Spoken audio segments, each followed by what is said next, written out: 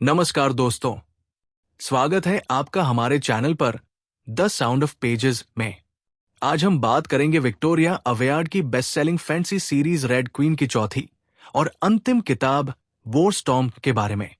ये किताब हमें ले जाती है मेर बैरो, कॉल और मेवन की दुनिया में, जहां शक्ति, राजनीति और विश्वासघात का खेल हर मोड़ पर नए रूप लेता है। तो चलिए बिना देर किए शुरू करते हैं कहानी का रोमांचक सफर। कहानी का परिचय और प्रारंभिक सेटअप। वॉर स्टॉर्म की कहानी शुरू होती है किंग्स केज के बाद। मेरब स्कारलेट गार्ड के साथ मिलकर नोर्ता में सत्ता परिवर्तन की योजना बना रही है। कॉल, जो अब किंग टाइबेरियस बन चुका है, मेर से अलग हो चुका है।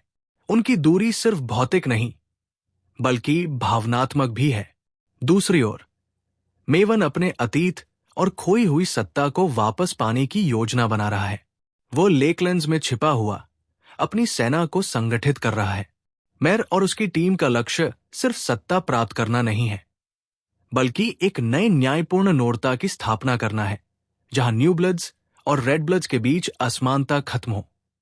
लेकिन यहां कहानी सिर्फ युद्ध और राजनीति की नहीं है, यह है भावनाओं और रिश्तों की भी, जहां हर पात्र अपने संघर्ष और भय के साथ जूझ रहा है। मुख्य पात्र और उनका विकास। अब बात करते हैं कहानी के मुख्य पात्रों की।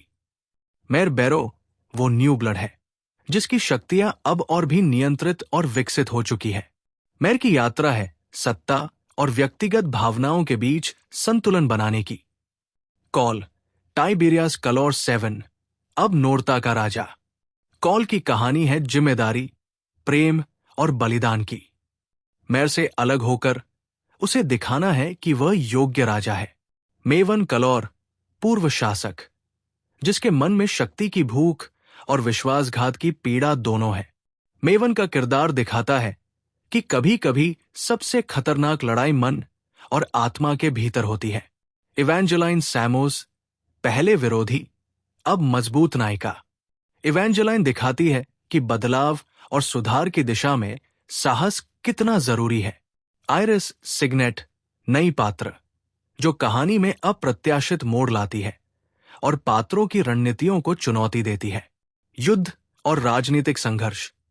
वॉर स्टॉर्म में युद्ध सिर्फ बाहरी नहीं बल्कि आंतरिक भी है।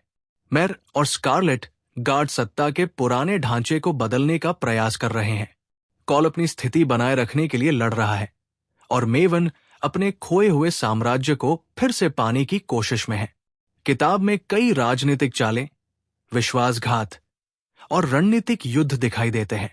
यहां पाठकों को समझ आता है कि शक्ति के खेल में कोई स्थायी दोस्त या दुश्मन नहीं होता। हर निर्णय का असर केवल लड़ाई के मैदान पर नहीं बल्कि हर पात्र के जीवन और नोर्ता के भविष्य पर पड़ता है। वॉर स्टॉर्म केवल एक फंतासी युद्धकथा नहीं है, इसमें कई गहरे संदेश छिपे हैं। सत्ता और जिम्मेदारी, शक्ति पाने के साथ साथ जिम्मेदारी भी बढ़ती है। विश्वास और विश्वासघात। हर पात्र को सीखना पड़ता है कि भरोसा आसान नहीं होता। बलिदान और प्रेम।